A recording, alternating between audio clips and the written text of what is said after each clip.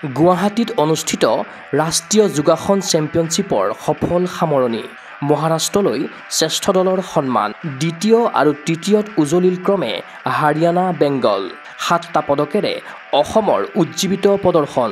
যোৱা 10 ডিচেম্বৰৰ পৰা সৰুসজাই ক্ৰীড়া প্ৰকল্পৰ কৰ্মবীৰ নবীন চন্দ্ৰ বৰদলৈ ইনডোৰ ষ্টেডিয়ামত অনুষ্ঠিত 5ম ছাব জুনিয়ৰ আৰু জুনিয়ৰ ৰাষ্ট্ৰীয় যোগাসন চেম্পিয়নশ্বিপ 2024ৰ বৃহস্পতিবাৰে অন্ত পৰিল। যোগাসন ভাৰতৰ তত্বাৱধানত তথা সদৌ অসম যোগাসন ক্ৰীড়া সন্থাৰ উদ্যোগত অনুষ্ঠিত প্ৰতিযোগিতাখনত 700ৰো অধিক খেলুৱৈয়ে শ্ৰেষ্ঠ হোৱাৰ লক্ষ্যৰে বিগত 5টা দিনত ক্ৰীড়াংগনত হ'ল অৱতীৰ্ণ। ঘৰুৱা মাটিত 36গৰাকী ৰাজ্যৰ যোগ খেলুৱৈয়ে অংশগ্ৰহণ কৰি উজ্জীৱিত প্ৰদৰ্শনেৰে অসমক 7টাকৈ পদকৰ উপহাৰ দিলে ঘৰুৱা দলটোৱে। ল'ৰাৰ ছাব জুনিয়ৰ শাখাৰ ট্ৰেডিশ্যনেল যোগাসন ইভেণ্টত সোণ জিনিলে অসমৰ সন্তান হৰজিৎ সিঙে। সেইদৰে ছোৱালীৰ ছাব জুনিয়ৰ আৰ্টিষ্টিক যোগাসন গ্ৰুপ ইভেণ্টত ৰূপ দখল কৰে অসম দলে। গ্ৰুপত থকা পদকজয়ী অসমৰ খেলুৱৈসকল হ'ল ক্ৰমে স্পৃহা হিৰ্ষি কাশ্যপ, ভাৱনা বড়ো, আৰ্চিয়া শিৱম, সংজ্ঞা দাস আৰু আনেছা মিত্ৰ। আনহাতে ছোৱালীৰ ছাব জুনিয়ৰৰ আৰ্টিষ্টিক যোগাসন ছিংগুলত ৰূপ লাভেৰে উজলিল স্পৃহা হিৰ্ষি কাশ্যপ।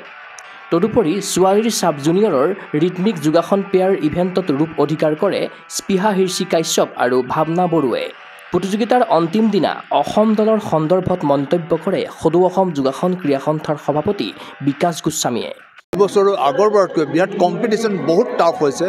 তাৰ মাজতো অসমৰ হাতলৈ এতিয়ালৈকে ৰিদমিক পেয়াৰত আহিলে ছেকেণ্ড প্ৰাইজ, তাৰপিছত চিলভাৰ, এটা গ'ল্ড মেডেল আহিলে আৰু এটা গ্ৰুপত এটা চিলভাৰ মেডেল আহিলে, ব্ৰঞ্জ মেডেল এটা আহিছে।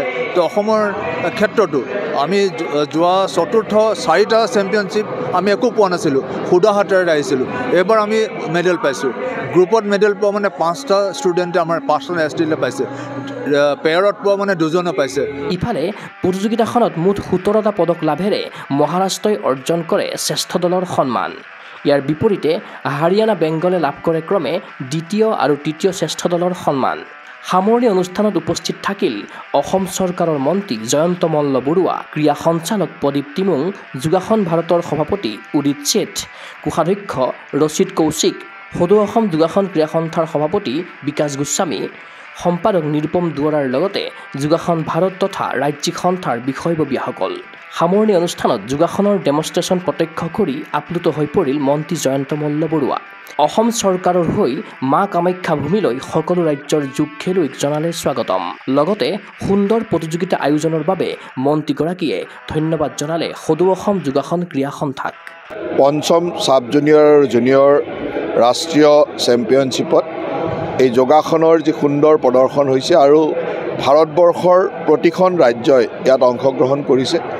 যোগাসন ভাৰতবৰ্ষৰ প্ৰকৃত খেল বা পুৰণা খেল, আৰু এই খেলক আজি সুন্দৰভাৱে এক বিজ্ঞানসন্মত ব্যৱস্থাৰে আগুৱাই নিয়াৰ চেষ্টা চলিছে। হয়তো যোগাসন বহুত আগতেই অলিম্পিকত ইন্ট্ৰডিউচ হ'ব লাগিছিল, যি কাৰণতে নহওক এতিয়া আমাৰ মাননীয় প্ৰধানমন্ত্ৰী ডাঙৰীয়াৰ নেতৃত্ব দিয়াৰ প্ৰয়াস চলিছে। মই ভাবোঁ যে যোগাসনৰ যি ৰাষ্ট্ৰীয় সমিতি সুন্দৰভাৱে তাক আগবঢ়াই লৈ গৈ আছে, আৰু মোৰ বিশ্বাস আছে যে 2036ত নিশ্চয়কৈ যোগাসন অলিম্পিকত অন্তৰ্ভুক্ত হ'ব, আৰু ইয়ে আমাৰ ভাৰতবৰ্ষৰ ক্ৰীড়া জগতখনক বহুত আগবঢ়াই নিব। সন্থালৈকে মোৰ বিশেষ অভিনন্দন থাকিব যে তেখেতসকলে খুব সুন্দৰভাৱে এই ক্ৰীড়া প্ৰতিযোগিতাখন অনুষ্ঠিত কৰিছে, আৰু গোটেই ভাৰতবৰ্ষৰ সকলো টীম আনি প্ৰায় 600তকৈ অধিক খেলুৱৈ ইয়াত আহিছে। সুন্দৰ প্ৰদৰ্শন হৈছে, এক্সচেঞ্জ হৈছে, ইজনে সিজনৰ দেখিবলৈ পাইছে, নতুন ক্ৰীড়াশৈলী দেখিছে, খেল অনুশীলন কৰা বা খেল নতুনকৈ শিকাৰ সুবিধা পাইছে। সেইকাৰণে মই ভাবোঁ যে সদৌ অসমৰ যিটো সন্থা সি সঁচাকৈ প্ৰশংসনীয় পদক্ষেপ লৈছে। অসমত সুন্দৰ যোগাৰ পৰিৱেশ প্ৰত্যক্ষ কৰি আপ্লুত যোগাসন ভাৰতৰ সভাপতি উদিত শেঠ। ৰাষ্ট্ৰীয় প্ৰতিযোগিতাখন আয়োজনৰ ক্ষেত্ৰত সহযোগিতা কৰা অসমৰ মুখ্যমন্ত্ৰী ডক্টৰ হিমন্ত বিশ্ব শৰ্মাৰ লগতে ক্ৰীড়ামন্ত্ৰী নন্দিতা গাৰ্লুচা তথা ক্ৰীড়া সচিবক ধন্যবাদ জনালে যোগাসন ভাৰতৰ সভাপতিগৰাকীয়ে। पहले तो आप सबको बहुत बहुत बधाई, विकास जी को और आसाम योगासन स्पोर्ट्स एसोसिएशन को कि ये नेशनल चैम्पियनशिप यहाँ पे लेके आए। हमारे लिए योगासन एक ओलंपिक स्पोर्ट बनने वाला है। और अभी एशियन गेम्स में भी है। तो आसाम में आके नॉर्थ ईस्ट की जो भी टैलेंट है ये तो आगे बढ़ेगी, लेकिन इंडिया को अभी यहाँ का एहसास हो गया कि यहाँ की चैम्पियनशिप कैसे होती है, इसमें डेवलपमेंट कैसे करता है। और हम फिर आपके सेक्रेटरी और स्पोर्ट्स मंत्री जी से भी मिले थे और उन्होंने भी हमको आश्वासन दिया है कि योगासन के लिए हम हाई परफॉर्मेंस सेंटर खड़ा करेंगे, ट्रेनिंग सेंटर्स खड़ा करेंगे। आपके स्कूल्स में जो भी योगा का टीचिंग होता है उसमें भी हम भाग लेंगे। तो क्या होगा कि आसाम में जो ये चैम्पियनशिप आया है, एक पूरा सा मोटिवेशन तैयार हो गया है कि यहाँ पे भी ये स्पोर्ट अच्छी तरह से ग्रो भी होगा और हमारे जो एथलीट्स हैं, हमारे टेक्निकल ऑफिशियल्स हैं, आसाम के लिए ही नहीं है लेकिन नेशनल और इंटरनेशनल चैम्पियनशिप्स में भी जाएंगे, उनका प्रोत्साहन भी बढ़ेगा। और मैं आपके चीफ मिनिस्टर जी को बहुत बहुत धन्यवाद देना चाहता हूं कि हमारे लिए इतना अच्छा फैसिलिटी उन्होंने तैयार करा है। और मुझे लगता है कि आने वक्त में आसाम योगासन के लिए बहुत योगदान देगा। ক্ৰীড়া অনুৰাগীৰ আশা যোগাসন ভাৰতৰ তত্বাৱধানত সদৌ অসম যোগাসন ক্ৰীড়া সন্থাৰ নেতৃত্বত 2036 অলিম্পিকৰ দিশে অগ্ৰসৰ হওক ভাৰত তথা অসমৰ যুৱ খেলুৱৈ। ভিডিঅ' জাৰ্নেলিষ্ট জবান ৰভাৰ সৈতে চিন্ময় বৰাৰ প্ৰতিবেদন গুগল স্পৰ্টছ এনে। গুৱাহাটীৰ মাজমজিয়াত নৰ্থ ইষ্টৰ প্ৰথমখন এক্সক্লুচিভ মাৰ্চেল আৰ্টছ সামগ্ৰীৰ শ্ব'ৰুম তথা বিপণী Tirupati sports.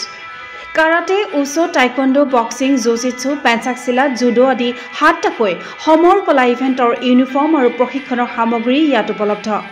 Tracksuit, jersey, martial arts medal, memento, trophy ক্ৰয় কৰিব পাৰিব পাইকাৰী মূল্যত।